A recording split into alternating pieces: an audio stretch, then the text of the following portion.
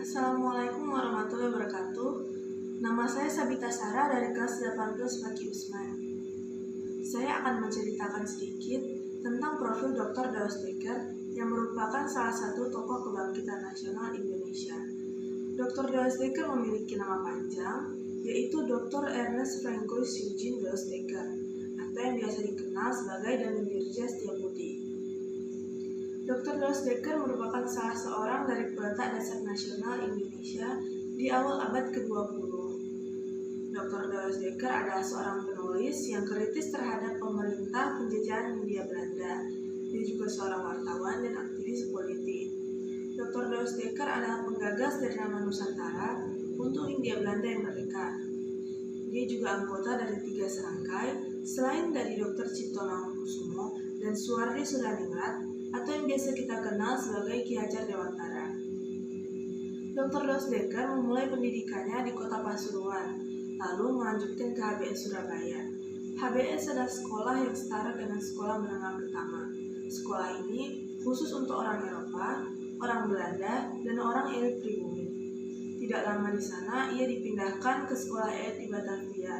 Sekolahnya bernama Gymnasium Koning Willem III School.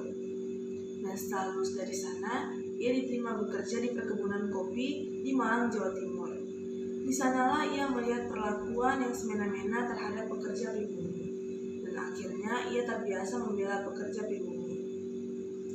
Namun karena hal ini, ia tidak disukai dan bahkan dimusuhi oleh pekerja dan pengawas kebun kopi yang lain.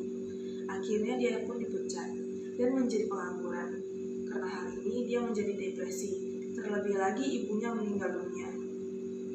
Akhirnya dia pun hijrah ke Afrika Selatan dan di sana ia menerima tawaran berperang dari kolonial Belanda. Dan pada tahun 1912, tepatnya pada tanggal 25 Desember, ia mendirikan sebuah partai bersama dengan Dr. Cipto Mangunkusumo dan Suwardi Suryaningrat. Partai ini diberi nama Indis Party dan berkembang besar. Partai ini mampu menghimpun 5.000 orang dan sangat populer di kalangan pribumi. Partai ini pun dicurigai gerak-geriknya oleh pemerintah Hindia Belanda, dan ada yang menuduh bahwa partai ini adalah partai anti kolonial Hindia Belanda dan berusaha untuk memerdekakan Indonesia. Akhirnya pada tahun 1913, partai ini pun dibubarkan bersama pemerintah Hindia Belanda, Dr. Daus Dekker, Dr. Cipto Mangunkusumo, dan Suwardi Suryaningrat. Setelah itu, ia sempat diasingkan di Eropa. Di sana, dia tinggal bersama keluarganya dan akhirnya melanjutkan pendidikannya di Universitas Zurich, Swiss. Di sana, dia mengambil gelar doktor di bidang ekonomi. Selama di Swiss, ia sempat terlibat konspirasi revolusi India dan akhirnya ditahan dan diadili di Hong Kong.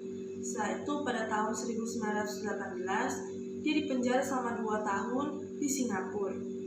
Dan setelah bebas dari penjara, dia pun kembali ke Hindia Belanda atau Indonesia dan menghabiskan sisa hidupnya di Bandung. Dia mengurus Ksatria Institute dan membuat sebuah autobiografi yang berjudul Seven Jar of Consequence. Dia juga merevisi buku-buku sejarah yang pernah ia buat.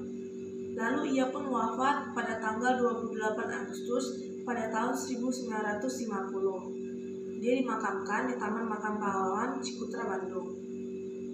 Dr. Daus Dekker merupakan salah satu contoh sifat yang bisa kita teladani. Dia berani dan peduli kepada kaum yang lemah. Dia berusaha untuk memerdekakan Indonesia. Mungkin hanya ini yang bisa saya sampaikan. Semoga bermanfaat untuk kita semua. Saya undur diri. Terima kasih atas perhatiannya. Assalamualaikum warahmatullahi wabarakatuh.